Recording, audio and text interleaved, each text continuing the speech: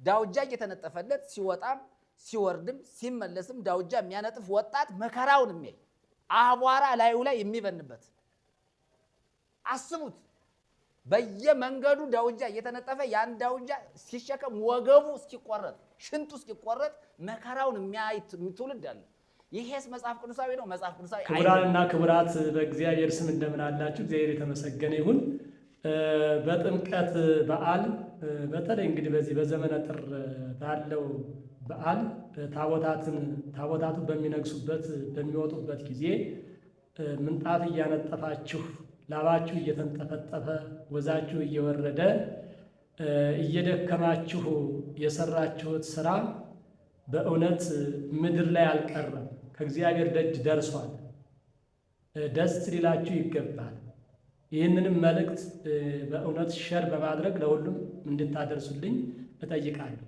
ለምን ሲባል ሰይጣን ይህን ያህል ቀንቷል። እንግዲህ የወጣቶቹ ስራ በተለይ ምንጣፍ የሚያነጥፉት ሁሉም ነው። ሁሉም ያው በእግዚአብሔር ስም የሚያመሰግን ሁሉም እንዳለ ሆኖ በተለይ ወጣቶቹ የሚሰሩት ስራ ሰይጣን አጋንንት እየቀኑባቸው ቀንተውባቸዋል። ከእግዚአብሔር ደጅ ስለደረሰ መልካም ስራ ስለሆነ ነው። ሰይጣን የሚቀናው በመልካም ስራ ነው። መቼም በክፉ ስራ ሰይጣን አይቀናም። ለምን? እሱ የሚያሰራው ስለሆነ። በመልካም ስራ ግን ስለሚቀና እንግዲህ እየሰማችሁ ነው አይደል? ማንን መስሎ ልበላችሁ? አሁን የሚናገረው ዲያብሎስን። ዲያብሎስ መልአከ ብርሃን ቅዱስ ገብርኤልን መስሎ ነው አዳምና ሔዋንን ከገነት ያስወጣቸው። ባላወቁት አሳስቶ አሁንም ወጣቱን ባላወቀው ለመግባት ነው። ግን ሁሉም ስላወቀው ለዚህ ይሄ የማይገባው ሰው አለ ብዬ አልጠረጥርም። በአሁኑ ጊዜ ሁሉም በገባው ሁሉም መጽሐፍ የተማረ ነው። ሁሉም አዋቂ ነው። እንደውም የበለጠ ስራውን አጉልቶ ይሰራዋል። እንደውም ከዚህ የበለጠ ሰይጣን እንዲናደድ እንዲቃጠል ያደርገዋል። መጽሐፍ ቅዱሳዊ አይደለም ሲል ደግሞ አለማፈሩ። መጽሐፍ ቅዱስን አላውቅም ቢል አይሻል? እርግጥ ሰይጣን መጽሐፍ ቅዱስን አያውቅም፣ የሚያውቅ አይደለም። መልካም ስራን የሚነቅፍ ሰይጣን መጽሐፍ ቅዱስን ማወቅ አይችልም። መጽሐፍ ቅዱስ ላይ ደግሞ ሰፍሮ ያለው መልካም ስራ እንጂ ክፉ ስራ አይደለም። ለዚህም አንደኛ ማነው ዕብራውያን ምዕራፍ 13 ቁጥር 21 ላይ ሐዋርያው ቅዱስ ጳውሎስ ለዕብራውያን ሰዎች እንዲህ ሲል ነግሯቸዋል። ለመልካም ስራ ያጽንዕክሙ ከመ ትግበሩ ፈቃዶ በኩሉ ምግባረ ሰናይ እንዘ ውእቱ ይገብር ለክሙ ስምረቶ ኢየሱስ ክርስቶስ። ኢየሱስ ክርስቶስ ደስ የሚያሰኘውን ስራ እያደረገላችሁ በመልካም ስራ ጸንታችሁ ፈቃዱን ታደርጉ ዘንድ ያጽናችሁ፣ ያበርታችሁ፣ ፍጹማን ያደርጋችሁ ብሎ ነው የመረቃቸው ያስተማራቸው። ለምን? ለመልካም ስራ ነው ያለው። ይሄ ከመልካም ስራ አንዱ እንኳን አይደለም ለእግዚአብሔር ቀርቶ ለሰው እንኳን የሚሰሩት መልካም ስራ ደስ ያሰኘዋል በእግዚአብሔር ዘንድ። እግዚአብሔርን ደስ ያሰኘዋል። ለምን ሲባል ራሱ ተናግሯል።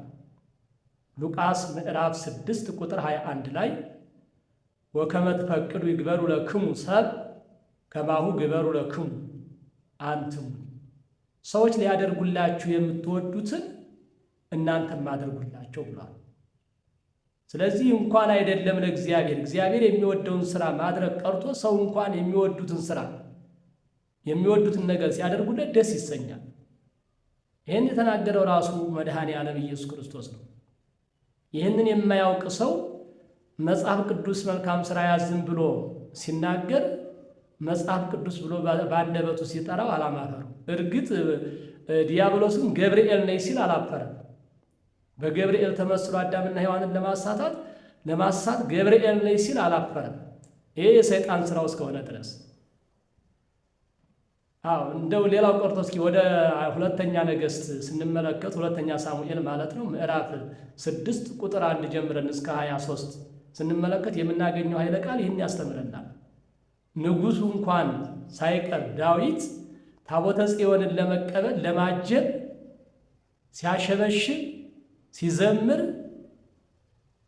ሜልኮን በመቅናቷ የወለደት ሜልኮን እስከ አመ ሞተት ስለቀናች ማለት ነው። እንግዲህ የገዛ አካሉ ናት፣ ሚስቱ ናት። ግን ዳዊትን ለምን ዘመረ ለምን ዘፈነ ብላ ቀናች። በመቅናቷ ደግሞ እንደ ድንጋይ እግዚአብሔር ማኅፀኗን ዘጋው። ይሄ ነው እንግዲህ እግዚአብሔርን በሚንቁ በሚያቃሉ ሰዎች ላይ የሚመጣው ፍዳና ዕዳ ይሄ ነው። ይሄንም ሰው እኛ በማናውቀው እግዚአብሔር በሚያውቀው ፍዳውን ይከፍለዋል። ግን ወጣቱን ለማደናከርና ወጣቱን ለማቀዝቀዝ ይህን ይናገራል። ይህን ግን የሚቀበለው የለም። ሁሉም መጽሐፍ አዋቂ ነው፣ ሁሉም መጽሐፍ አንባቢ ነው እና ይህንን ግን ሸር በማድረግ ለሁሉም እንድታደርሱ ስል አሳስባቸዋል።